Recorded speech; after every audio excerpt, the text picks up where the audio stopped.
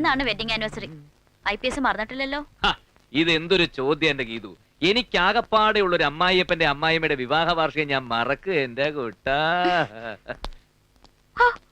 ഒരേ ഒരു അമ്മായിയപ്പൻ ഒരാഴ്ച മുമ്പ് പോകുന്നതായിരുന്നു അതിന്റെ ഒരു മര്യാദ. കാര്യമൊക്കെ ശരിയാ. പക്ഷേ ഭാരിച്ച ഉത്തരവാദിത്തമുള്ള ഒരു പോലീസ് കമ്മീഷണർക്ക് അങ്ങനെ ഒന്നും വന്ന് നിൽക്കാൻ പറ്റില്ല മോളെ. അത് DGP അങ്കിളിന് അറിയാം. ഒരു കാര്യം ചെയ്യാം, നിന്നെ ഞാൻ വീട്ടിൽ ഡ്രോപ്പ് ചെയ്യാം. വൈകിട്ട് ഞാൻ എത്തിക്കോളാം. അത് വേണ്ട, നമ്മൾ ഒരുമിച്ചേ പോകുന്നുള്ളൂ. It's my strong decision. Then okay. എന്താ DGP അങ്കിൾ ഞങ്ങളെ ക്ഷണിച്ചതാ. ഞങ്ങളും തയ്യാറായി നിൽക്കട്ടെ ഏട്ടാ. ഇതൊക്കെ എന്നോടാണോ ചോദിക്കുന്നത്? ഇവിടെ ഏട്ടത്തിയില്ലേ? ചോദിക്ക്, അനുവാദം മേടിക്ക്. ഇവരും കൂടി വന്നോട്ടെ അല്ലേ?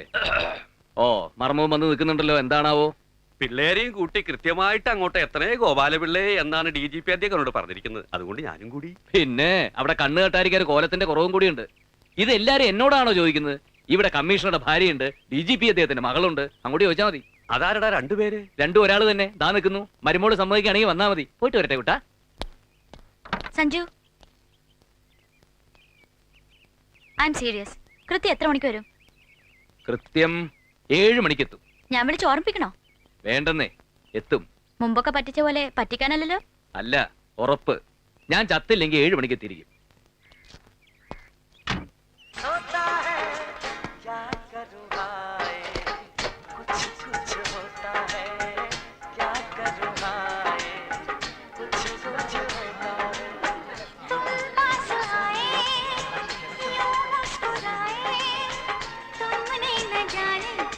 സമയമായില്ല. സാർ ഇന്ന് വെഡിങ് ആനിവേഴ്സറിക്ക് പോകണ്ടേ സാർ? പോണം. എയർപോർട്ട് പോലീസ് സ്റ്റേഷനിൽ ഒന്ന് പോയിട്ട് വേണം ഗീതുവിനും കൂട്ടി പോവാൻ. ആ സമയമുണ്ട്.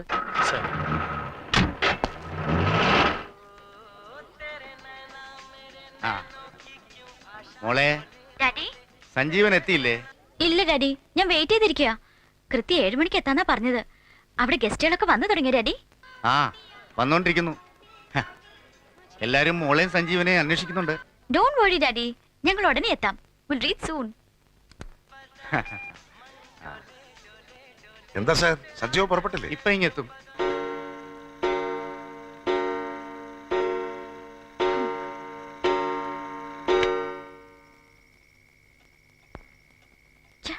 കാണുന്നില്ലല്ലോ.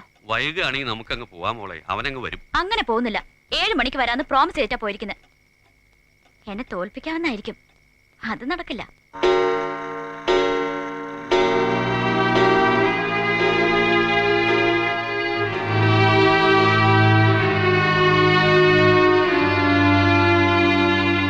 ഞാൻ ചത്തില്ലെങ്കിൽ 7 മണിക്ക് എത്തിയിരിക്കും.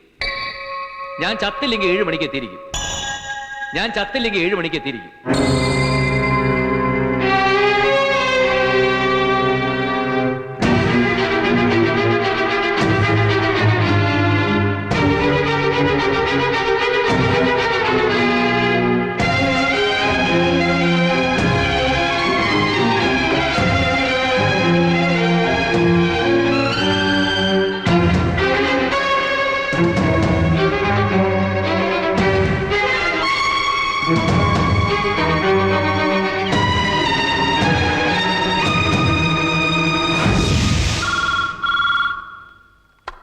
ഹലോ,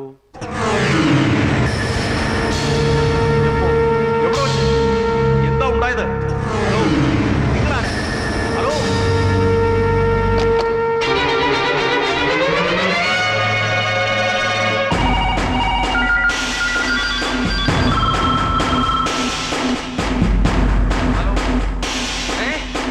എന്റെ സാറേ,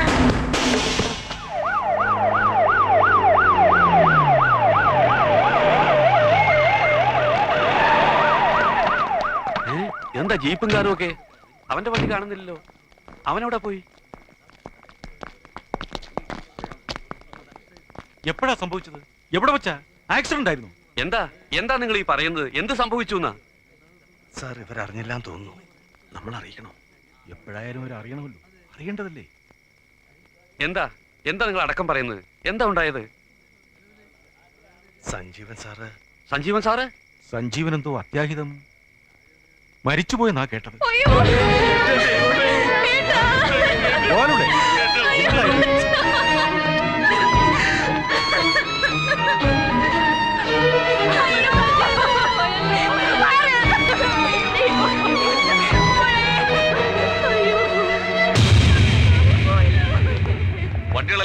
സാറ്, ഒത്തിരി വണ്ടികൾ വരാനുള്ളതാ. ആക്സിഡന്റ് ആയിരിക്കും. കമ്മീഷണർ അല്ലേ, വല്ല വിരോധികളും തട്ടിക്കളഞ്ഞതാണോ? അതാ കൊണ്ടുവന്നെന്ന് തോന്നുന്നത്. അയ്യോ തള്ളി കേറാതെ, ഇത് സഞ്ജീവ സാർ അല്ല, സൽപ്പേര് സദാനന്ദനാ. ദൈവമേ അയ്യോ ഞങ്ങളുടെ ഒരേ ഒരു ചേട്ടൻ പോയേ. ഞങ്ങൾക്ക് ആരുമില്ലേ? ബഹളം വെക്കണ്ട, ജീവൻ പോയിട്ടില്ല. സഞ്ജീവ സാറ് മരിച്ചതറിഞ്ഞ് 3 പ്രാവശ്യം ബോധം കെട്ടതാ. ഇങ്ങതാ ചേട്ടാ. എവിടെ എവിടെ എന്റെ സഞ്ജീവ സാറ്? എടോ, കുറെ നേരമായിട്ട് താന്റെ ക്ഷമയെ പരിശോധിക്കുന്നു. പറയേണ്ടതൊക്കെ ഞാൻ പറഞ്ഞു കഴിഞ്ഞു. എനിക്ക് പോയിട്ട് അത്യാവശ്യമുണ്ട്. താമാറ്.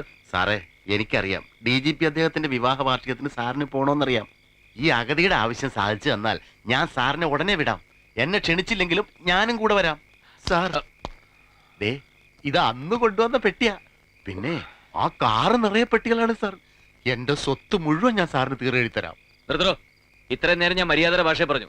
ഇനി തന്നെ ഞാൻ തൊഴിച്ചു മാറ്റണോ? തൊഴിക്കണം സാർ. അങ്ങയുടെ തൊഴി കിട്ടുന്നത് ഒരു മഹാഭാഗ്യമായിട്ടാണ് ഞാൻ കരുതുന്നത്. എത്ര തൊഴിയാന്ന് വെച്ചാൽ തൊഴിച്ചിട്ട് എന്റെ റാംബോ എനിക്ക് വിട്ടുതരണം സാർ. വണ്ടി എടുക്കണോ? വണ്ടി എടുത്തോളൂ സാർ. അങ്ങയെ പോലൊരു മഹാമനുഷ്യന്റെ വണ്ടിയുടെ അടിയിൽപ്പെട്ട് മരിച്ചാൽ എനിക്ക് സ്വർഗലോകം ഉറപ്പാ. കൊന്നോളൂ എന്നെ. ഓ, ഇത് വലിയ മാരണമായല്ലോ. ഇനിയിപ്പോ എന്ത് ചെയ്യും? കേറ്റി ഇറക്കട്ടോ സാറേ.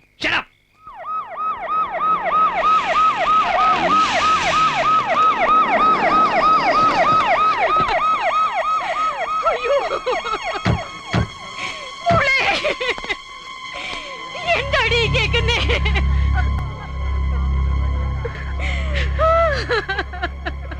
എവിടെ വെച്ച് സംഭവിച്ചു? എങ്ങനെ സംഭവിച്ചു? ഒരു രൂപമില്ല സാർ. എന്നെ ഫോൺ ചെയ്ത് അറിയിച്ചൊരു സ്ത്രീയാണ്.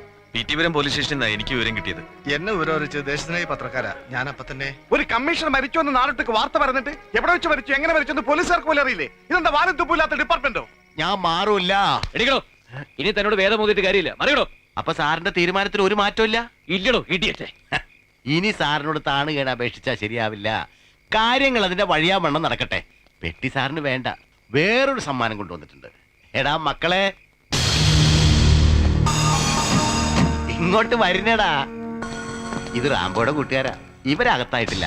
ഡാ, കമ്മീഷൻ സാറിന് കൊടുക്കാനുള്ള എന്താന്ന് വെച്ചാൽ കൊടുത്തേക്ക്. അങ്കിൾ വണ്ടിയിലിട്ടിരിക്കാം.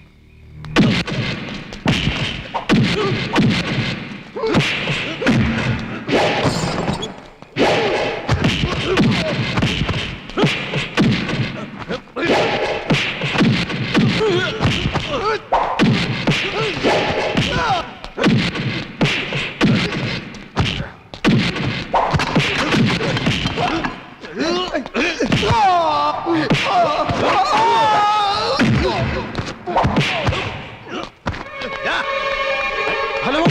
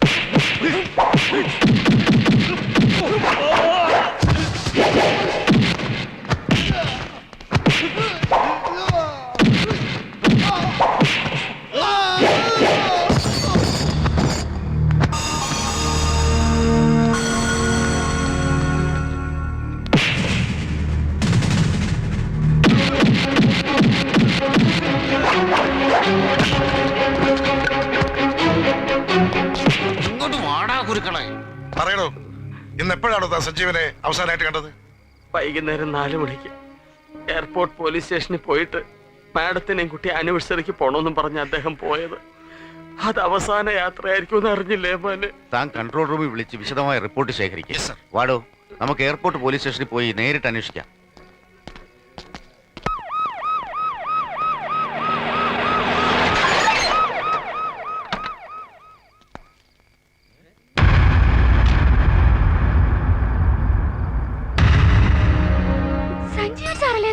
നമ്മൾ അയൽവക്കാരാടി.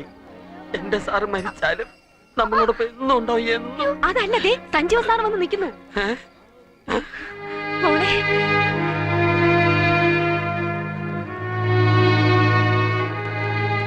താനത് എവിടെയായിരുന്നോ? സാർ വരുന്ന വഴിക്ക് കുരുക്കളുടെ ആൾക്കാരുമായിട്ട് ചെറിയൊരു പ്രശ്നം. എന്താ എല്ലാരും കൂടി ഇവിടെ? വെഡിങ് ആനിവേഴ്സറി ഇങ്ങോട്ട് മാറ്റിയോ സാർ? താൻ മരിച്ചെന്നാരോ ഫോൺ ചെയ്ത് അറിയിച്ചു. കാള പറ്റെന്ന് കേൾക്കുമ്പോ കയറെടുക്കുന്ന കുറെ പോലീസ് ഉദ്യോഗസ്ഥന്മാര് തന്നെയല്ലോ ഞാൻ ചാർജ് ഏൽപ്പിച്ചിരുന്നത്. എന്തായിരുന്നു ഫോൺ സന്ദേശം? സഞ്ജീവൻ IPS മരിച്ചുപോയി എന്ന് മാത്രം പറഞ്ഞ് ഫോൺ കട്ട് ചെയ്തു. ഒരു സ്ത്രീയായിരുന്നു. ആരെന്നും എന്തെന്നും പറയാതെ ടെലിഫോൺ കട്ട് ചെയ്തപ്പോ തന്നെ അതൊരു ഫാൾസ് ന്യൂസ് ആണെന്ന് എനിക്ക് തോന്നിയില്ലേ? Why couldn't you contact telephone exchange? വിളി എവിടുന്നാ വന്നതെന്ന് മനസ്സിലാക്കാമായിരുന്നല്ലോ.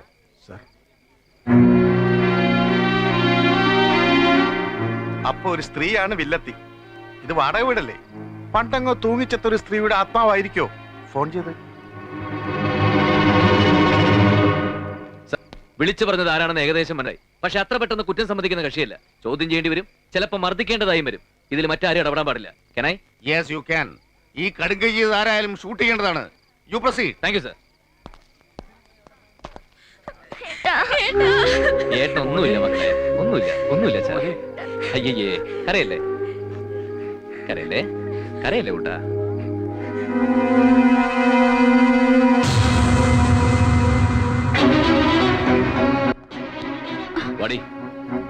ഓടിങ്ങോട്ട്. ഞാൻ ചത്തുപോയിന്ന് ഫോൺ ചെയ്ത് അറിയിച്ച നീയല്ലേ? ഞാനോ? എന്തായി പറയുന്നേ? പറയടി. ഞാൻ ആർക്കും ഫോൺ ചെയ്തിട്ടില്ല. നിഷേധിക്കാൻ നോക്കണ്ട, ഒന്നുകളയും ഞാൻ. താൻ എന്ത് അസംബന്ധമാണോ ഈ പറയുന്നത്?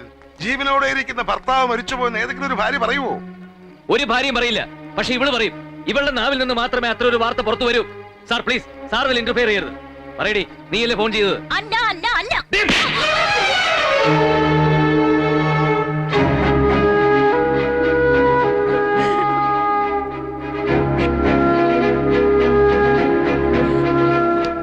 പറയടി. ഞാനല്ല.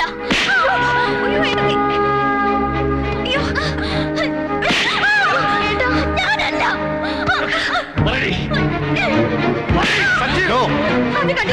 നമ്മുടെ മോള് അവളാണത് ചെയ്തതെങ്കിൽ അവളത് അർഹിക്കുന്നു. നിങ്ങൾ നോക്കി നിൽക്കണം.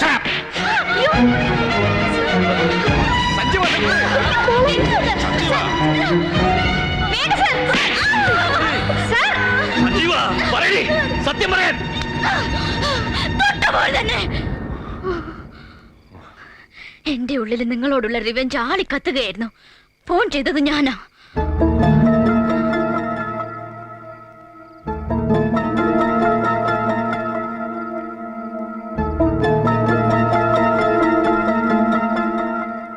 ഒരവസരത്തിന് വേണ്ടി ഞാൻ കാത്തിരുന്നു. ചത്തില്ലെങ്കിൽ കൃത്യം 7 മണിക്ക് വരുമെന്ന് പറഞ്ഞ വ്യക്തി 8:45 എത്തിയില്ല. അതിനർത്ഥം ചത്തുപോയെന്നല്ലേ? നാട്ടുകാരുടെ മുന്നിൽ വെച്ച് നിങ്ങളെ നാണം കെടുത്താൻ വേണ്ടി ഞാൻ മനഃപൂർവ്വം ചെയ്തതാ. കൊന്നോ, ഇനി എന്നെ കൊന്നോ.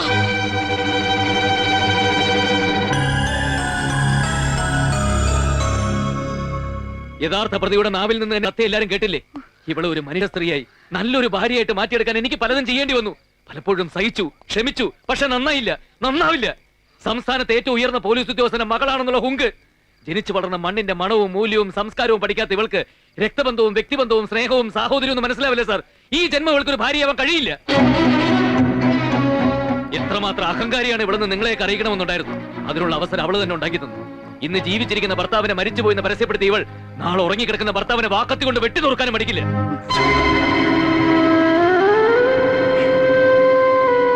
എനിക്ക് നീ ഭാരം ചുമക്കാൻ വയ്യ. എനിക്കിവിടെ വേണ്ട. സഞ്ജീവൻ.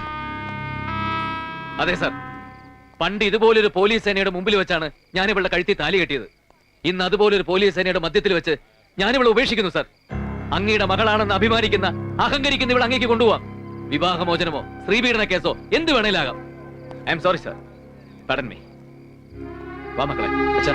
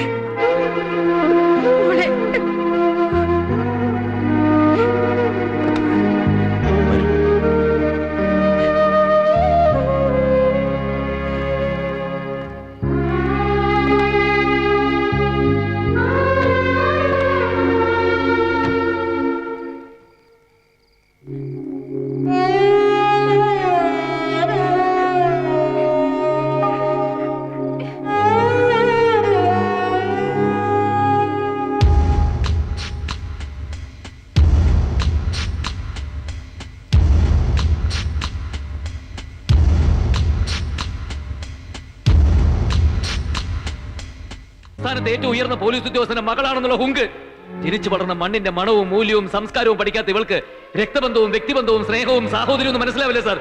ഈ ജന്മം ഇവൾക്കൊരു ഭാര്യയാവാൻ കഴിയില്ല.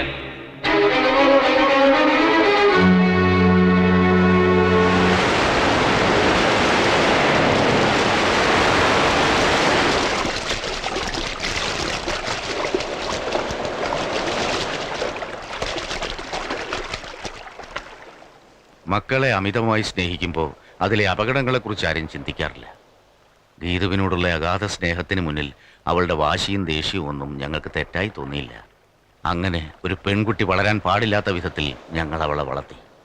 തെറ്റ് മുഴുവൻ ഞങ്ങളുടേതാണ്. ആ തെറ്റ് തിരുത്തണം.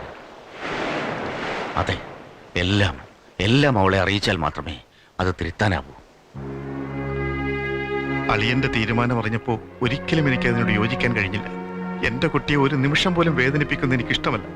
എന്നാലും അവളുടെ ഭാവിയെക്കുറിച്ച് ഓർക്കുമ്പോ സഞ്ജീവൻ പലപ്പോഴും എന്റെ കാലുതൊട്ട് വന്നിച്ചിട്ടുണ്ട്. ഇപ്പൊ ഞാൻ സഞ്ജീവന്റെ കാലുതൊട്ട് വന്നിക്കുകയാണ്. എന്റെ കുട്ടി ഉപേക്ഷിക്കരുത്. അവിവാഹിതനായ എനിക്കിന്ന് സഞ്ജീവൻ മകനാണെന്നോ ഗീതു മകളാണെന്നോ ഒക്കെ ഒരു തോന്നൽ. നിങ്ങൾ രണ്ടുപേരും ഒരുമിച്ച് ജീവിക്കുന്നത് കാണാൻ എനിക്കും ആഗ്രഹമുണ്ടോ? ഗീതുവിന്റെ ഈഗോ, ഞാനെന്ന ഭാവം, അതിനാണ് ചികിത്സ വേണ്ടത്. പക്ഷേ സഞ്ജീവൻ എനിക്ക് വാക്ക് തരണം. ഒരു മിഥ്യാധാരണയിൽ ജീവിക്കുന്ന കുട്ടിയെ യാഥാർത്ഥ്യത്തിലേക്ക് തിരിച്ചു കൊണ്ടുവരുമ്പോൾ വലിയൊരു വിപത്ത് തന്നെ സംഭവിച്ചേക്കാം. അപ്പോ സഞ്ജീവൻ അവളോടൊപ്പം ഉണ്ടാവണം. ആ വീഴ്ചയിൽ നിന്ന് അവളെ കൈപിടിച്ചുയർത്താൻ ഉണ്ടാവണം. DGP കമ്മീഷണറോട് കൽപ്പിക്കുകയല്ല, ഒരു പെൺകുട്ടിയുടെ അച്ഛൻ മരുമകനോട് യാചിക്കുകയാണ്.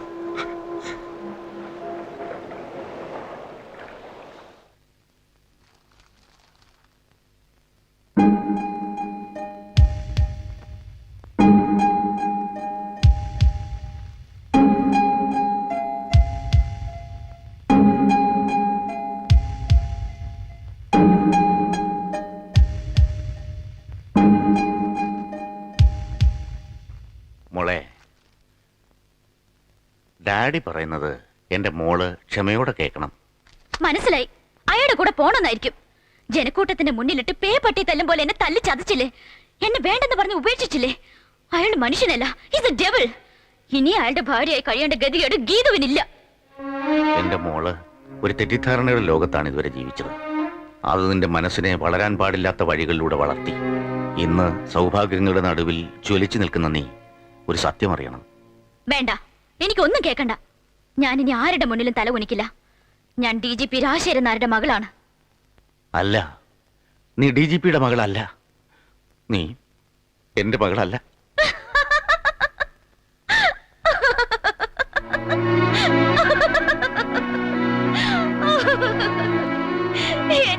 എന്നെ ഒതുക്കാൻ വേണ്ടി കമ്മീഷണർ പഠിപ്പിച്ചത് നാടകമായിരിക്കും. അല്ല മോളെ, സത്യമാണ്. ഞാൻ നിന്റെ ഡാഡിയല്ല, ലക്ഷ്മി നിന്റെ മമ്മിയുമല്ല.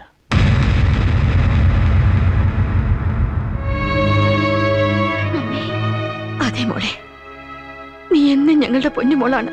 പക്ഷെ ഞങ്ങൾക്ക് ജനിച്ച മോളല്ല. വിവാഹം കഴിഞ്ഞ് ഏറെക്കാലം കുഞ്ഞുണ്ടാകാതിരുന്നപ്പോ ഒരു പിഞ്ചു കുഞ്ഞിനെ ലാളിക്കണമെന്ന മോഹം ഞങ്ങൾക്കുണ്ടായി. അങ്ങനെ ഒരു അനാഥാലയത്തിൽ നിന്ന് നിന്നെ ദത്തെടുത്തതാണ്.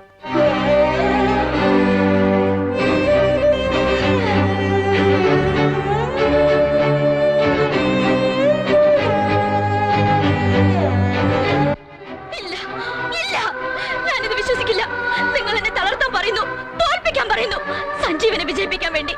കള്ളം, പച്ചക്കള്ളം. ഞാൻ ഡാഡിയുടെ മോളാണ്, മമ്മിയുടെ മോളാണ്.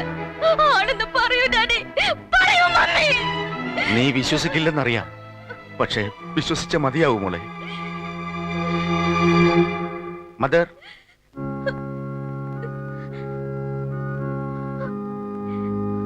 അദ്ദേഹം പറഞ്ഞത് സത്യമാണ് മോളെ.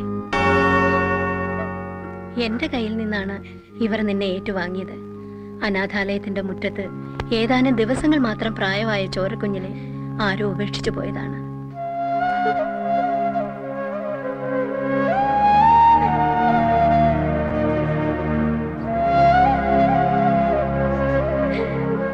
വിശ്വസിക്കുന്നു, ഇപ്പൊ വിശ്വസിക്കുന്നു. ദൈവത്തിന്റെ മാലാഖയായ നിങ്ങൾ കള്ളം പറയില്ല, പറയാൻ പറ്റില്ല. ഞാൻ അനാഥയാണ്, ഏതോ തെരുവിൽ പിറന്ന അനാഥ. I am an orphan.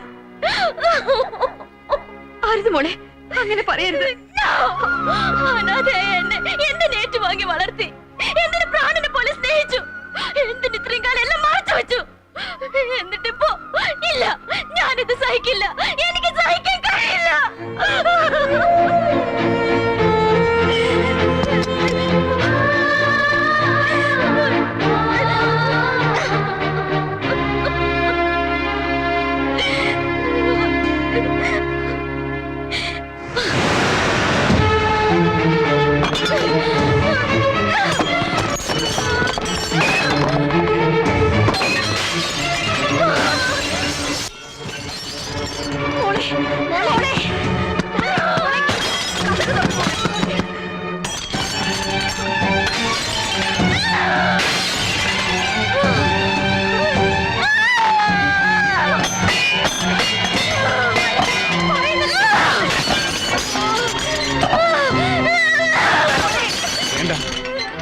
അവൾ പൊട്ടിത്തെറിക്കട്ടെ, ആളിക്കത്തട്ടെ, ഒടുവിൽ എല്ലാം ശമിച്ച് അവൾ ജീവിതത്തിലേക്ക് തിരിച്ചു വരട്ടെ.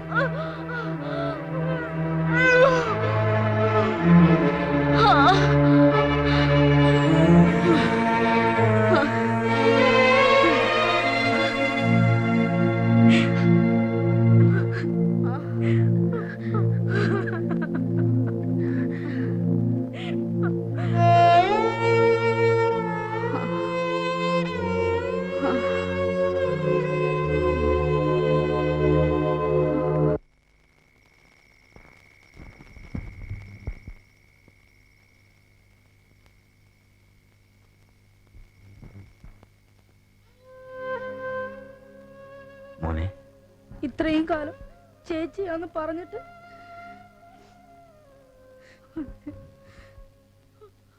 ഗീതുവിന് 8 വയസ്സുള്ളപ്പോഴാ ഇവന്റെ ജനനം.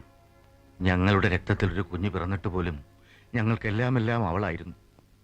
ഇന്നെന്റെ കുഞ്ഞിന്റെ മുഖത്ത് നോക്കി സ്വന്തം മകളല്ലെന്ന് എന്റെ മനസ്സിനെ തൊട്ടുകൊണ്ട് എപ്പോഴും എന്നോടൊപ്പം ഉണ്ടായിരുന്ന എന്റെ മോള് ഇന്ന് എന്നിൽ നിന്ന് എത്രയോ ദൂരെയാണ്.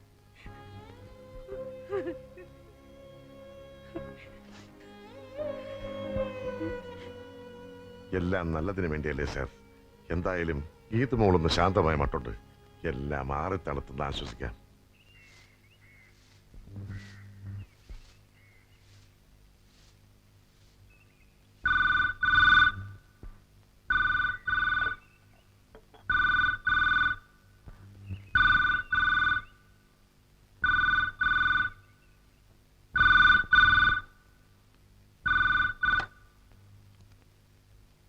ഹലോ, ഞാനാണ് സഞ്ജീവൻ. ഞാൻ പറയാൻ പോകുന്നത്, ഗീതുവിനെ കാണുന്നില്ല.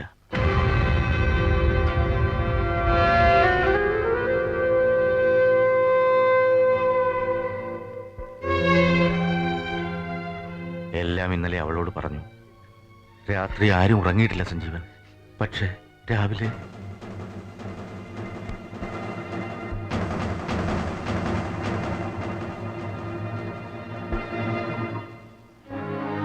പറഞ്ഞു, സഞ്ജീവനോട് പറഞ്ഞു. സമാധാനിക്കും. നീ താലി കെട്ടിയ പെണ്ണ, ആ താലി ഇപ്പോഴും അവളുടെ കഴുത്തിലുണ്ട്. നീ പോണം, നിർബന്ധമായിട്ടും പോണം. പോയി അന്വേഷിച്ച് കണ്ടുപിടിക്ക ചേട്ടാ. പെട്ടെന്ന് പോ ചേട്ടാ. മേലുദ്യോഗസ്ഥന്റെ കുടുംബകാര്യങ്ങളിൽ ഒരു കീഴുദ്യോഗസ്ഥൻ ഇടപെടാൻ പാടില്ലെന്നറിയാം. പക്ഷെ സാറിന്റെ മനസ്സ് എനിക്ക് നന്നായിട്ടറിയാം. മാഡത്തെ അല്ലാതെ മറ്റൊരു പെൺകുട്ടിയെ സാറിന് ഈ ജന്മം ഓർക്കാനേ കഴിയില്ല. സാർ അത്രയ്ക്ക് മാഡത്തെ സ്നേഹിക്കുന്നു. പോയി അന്വേഷിച്ച് കണ്ടുപിടിച്ച് കൂട്ടിക്കൊണ്ടുവന്ന് ഒരുമിച്ച് ജീവിക്കണം സാർ.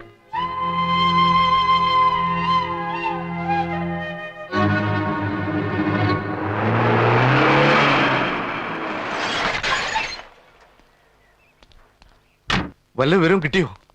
ഇതുവരെ ഒന്നും കിട്ടിയില്ല സാർ. നാനാഭാഗത്തേക്കും പോലീസിനെ അയച്ചിട്ടുണ്ട്. എല്ലാ സ്റ്റേഷനിലും വിളിച്ച് പറഞ്ഞിട്ടുണ്ട്.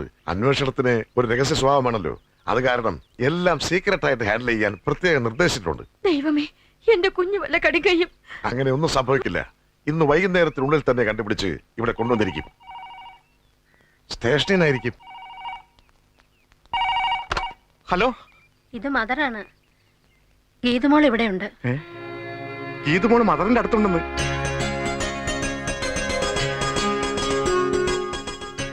എപ്പോഴാ എന്റെ കുഞ്ഞ് അവിടെ വന്നത്? ഇന്ന് വെളുപ്പിന്. അമ്മ ആരെ അച്ഛൻ ആരെന്ന് ആവർത്തിച്ച് ചോദിച്ചുകൊണ്ടിരിക്കുക. അതെനിക്കും അറിയില്ലല്ലോ. ഞങ്ങൾ ഉടനെ അങ്ങോട്ട് വരികയാണ്. വരുന്നതുകൊണ്ട് വിരോധമില്ല. പക്ഷേ ഗീതു ഒരു വല്ലാത്ത മാനസികാവസ്ഥയില. നിങ്ങളെയൊക്കെ കാണുമ്പം എന്താവും പ്രതികരണമെന്ന് പറയാൻ കഴിയില്ല. അതൊന്നും സാരമില്ല. എന്റെ മോൾ അവിടെ നിന്ന് മിസ്സാവാതെ സൂക്ഷിക്കണം. അങ്ങനെ പേടിക്കണ്ട. ഇവിടെ നിന്ന് എങ്ങോട്ടും പോവില്ല. ഞങ്ങൾ വിടില്ല.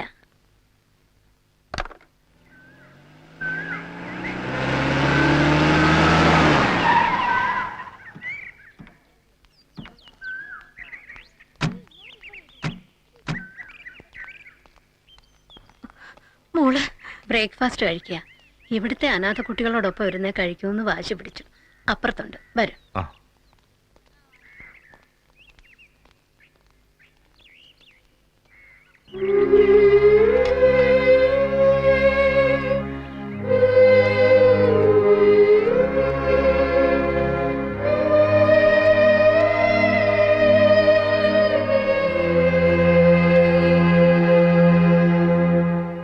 മോളെ,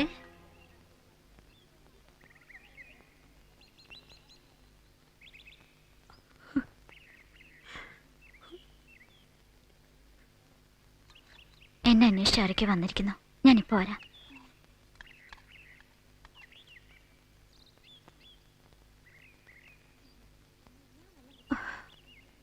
നിങ്ങൾ എന്തിനാ വന്നത്? മോളെ, മമ്മിയോടും ഡാഡിയോടും ഒക്കെ. ആരുടെ മമ്മി, ആരുടെ ഡാഡി? തെരുവിൽ പറഞ്ഞവൾക്ക് നിങ്ങൾ എങ്ങനെ മമ്മിയും ഡാഡി ആവും? മോളെ, എന്നെ അങ്ങനെ വിളിക്കരുത്. എനിക്ക് ജന്മം തന്നിട്ട് എന്നെ ഉപേക്ഷിച്ച് പോയവരെ കാത്തിരിക്കുകയാണ് ഞാൻ. അങ്ങനെ പറയരുത് മോളെ. നീ ഞങ്ങൾക്ക് എല്ലാമാണ്. നിന്നെ കൂട്ടിക്കൊണ്ടുപോകാനാണ് ഞങ്ങൾ വന്നത്. ചേച്ചി പോകാം. ഞാൻ നിന്റെ ചേച്ചിയല്ല, DGPയുടെ മകളല്ല, പോലീസ് കമ്മീഷണറുടെ ഭാര്യയല്ല. അല്ല, IPS വന്നില്ലല്ലോ. വരില്ല. തെരുവിന്റെ സന്തതിയാണെന്ന് അറിഞ്ഞു കാണുമല്ലോ. പോയി IPSനോട് പറ, അനാഥാലയത്തിൽ ഒരു പെണ്ണുണ്ട്, സ്വീകരിക്കുമെന്ന്. മോളെ, അവിടെയാണ് നീ മനസ്സിലാക്കേണ്ട ഏറ്റവും വലിയ സത്യമുള്ളത്. ഓ, സത്യങ്ങൾ ഇനിയും തീർന്നിട്ടില്ലേ? നിന്നെ അനാഥാലയത്തിൽ നിന്ന് ദത്തെടുത്തതാണെന്ന് ഞങ്ങൾ അവനോട് പറഞ്ഞിരുന്നു.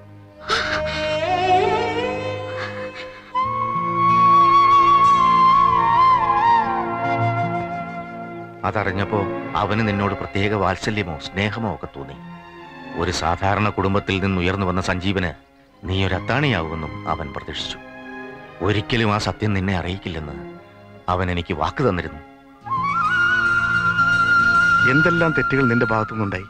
ഒരു അനാഥയാണെന്ന് പറഞ്ഞ് അവൻ നിന്നെ വേദനിപ്പിച്ചിട്ടുണ്ടോ? ഇല്ല. അതാണ് സഞ്ജീവൻ. അവൻ വലിയ മനുഷ്യനാണ്. അതെ മോളെ, സഞ്ജീവൻ ദൈവമാണ്.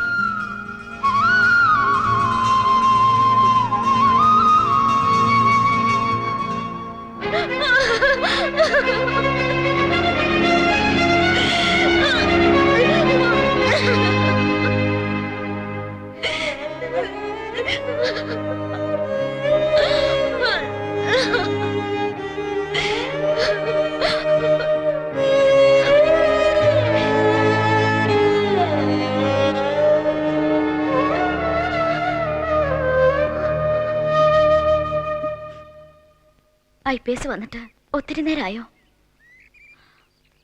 എല്ലാരും പറയുന്നു IPS ദൈവമാണെന്ന്. ശരിയാ? അല്ലെങ്കിൽ ആരോരും ഇല്ലാത്ത, ഒന്നും അല്ലാത്ത ഒരു അനാഥ പെണ്ണിനെ ഇത്രയും കാലം സഹിക്കോ? പക്ഷെ IPS ദൈവമാണെന്ന് മനസ്സിലാക്കാൻ ഈ പൊട്ടിപ്പെണ്ണിന് കഴിഞ്ഞില്ല.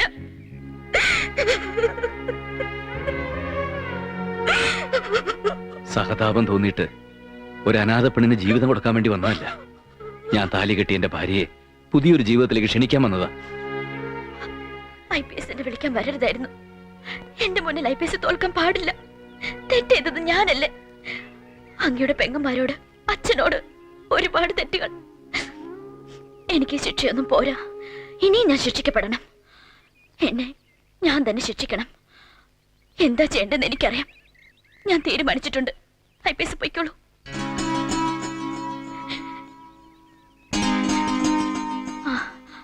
IPS ദൈവമല്ലേ? ദൈവത്തെ നേരിട്ട് കണ്ട വണങ്ങണല്ലോ.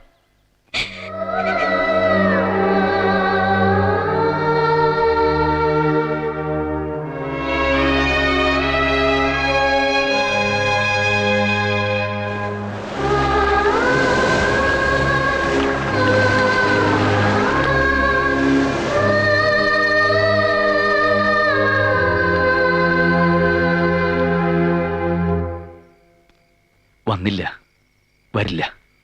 എന്റെ മോൻ വലിയൊരു മനസ്സിന്റെ ഉടമയാ. എന്നും നന്മകൾ മാത്രം ചെയ്ത് നിനക്ക് ദൈവം നന്മ വരുത്തും.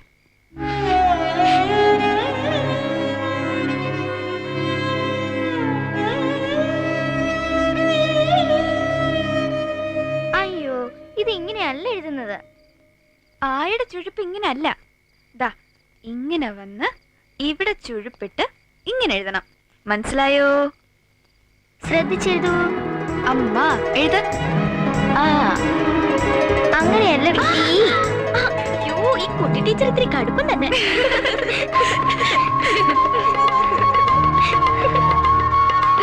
എന്താ ഇത്?